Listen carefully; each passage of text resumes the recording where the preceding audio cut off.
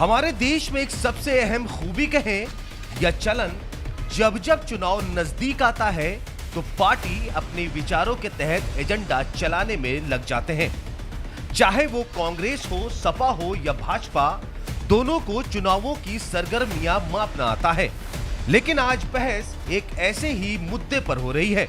UP board के syllabus में अब एक नया और महत्वपूर्ण बदलाव होने जा रहा है। उत्तर प्रदेश माध्यमिक शिक्षा परिषद के तहत अब सिलेबस में विनायक दामोदर सावरकर की जीवनी को शामिल कर दिया गया है। बोर्ड परीक्षाओं के विद्यार्थी अब सिलेबस में अनिवार्य रूप से वीर सावरकर की जीवनी पढ़ेंगे। इतना ही नहीं, इस विषय में पास होना भी जरूरी होगा। सावरकर के अलावा 50 और महापुरुषों की जीवन गाथा को सिलेबस में शामिल किया गया है। बच्चे अब स्कूल में पंडित दीनदयाल उपाध्याय की जीवनी भी पढ़ेंगे। अन्य महापुरुषों में महावीर जैन, पंडित मदन मोहन मालवीय भी शामिल हैं। यूपी बोर्ड के पाठ्यक्रम में वीर सावरकर जी का नाम आना हम सबके लिए बड़े गर्व की बात है। और वहीं विपक्ष को हम देख रहे हैं, समाजवादी पार्टी के प्रवक्ता बात कर रहे थे तो ऐसा लग रहा था कि जैसे लग रहा था कि ये लोग पाठ्यक्रम में अपराधियों के नाम को लाना चाहते हैं। हमारे महापुरुषों के नाम से इनको बड़ी परेशानी है। यही कांग्रेस के प्रवक्ताओं को भी करते देखा।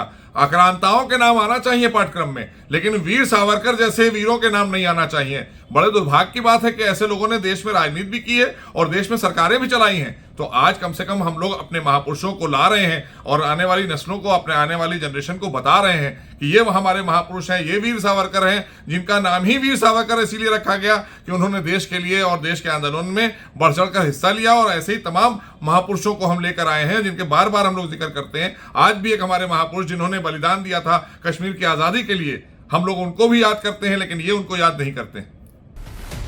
वीर सावरकर को उत्तर प्रदेश बोर्ड के पाठ्यक्रम में शामिल करने पर समाजवादी पार्टी के प्रवक्ता सुनील सिंह साजन ने कहा है कि मैं सरकार से आग्रह करता हूं कि इस फैसले पर दोबारा सोचें।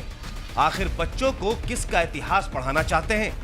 वो जिन्होंने अंग्रेजों से लिखित सार्वजनिक माफी मांगी, जिसने कस्में खाई थी कि अंग्रेजों की सत्ता का समर्थन करेंगे, जिन्होंने राष्ट्रभक्तों की मुखबरी की। अगर आप इनका इतिहास देश के नौजवानों को पढ़ाएंगे तो फिर भगत सिंह का इतिहास किसे पढ़ाएंगे? देखिए, मैं उत्तर प्रदेश सरकार से अनुरोध करूंगा कि इस फैसले पर एक बार पुनः विचार करें। आप देश के नौजवानों को किसका इतिहास पढ़ाना चाहते हैं?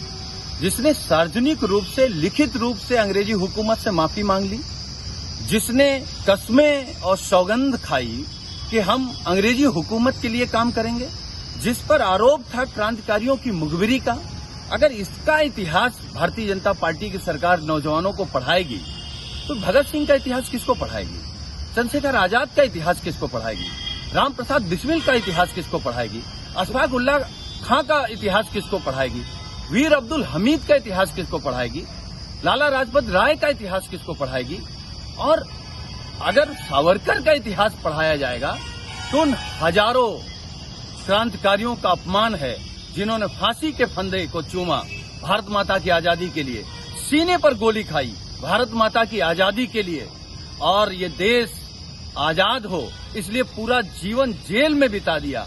अगर उनका अपमान करके एक माफी वीर को अगर आदर्श बीजेपी सरकार बनाना चाहती है तो इसका जवाब ये देश और जनता दोनों देंगे। जाहिर है सावरकर के ऊपर सियासत होना लाजमी है, क्योंकि विपक्ष लगातार सावरकर को लेकर मुखर रही है। भाजपा सावरकर को अपने एजेंडे में मानकर देश में उनका प्रचार और प्रसार करना चाहती है। Bureau report, the leader Hindi.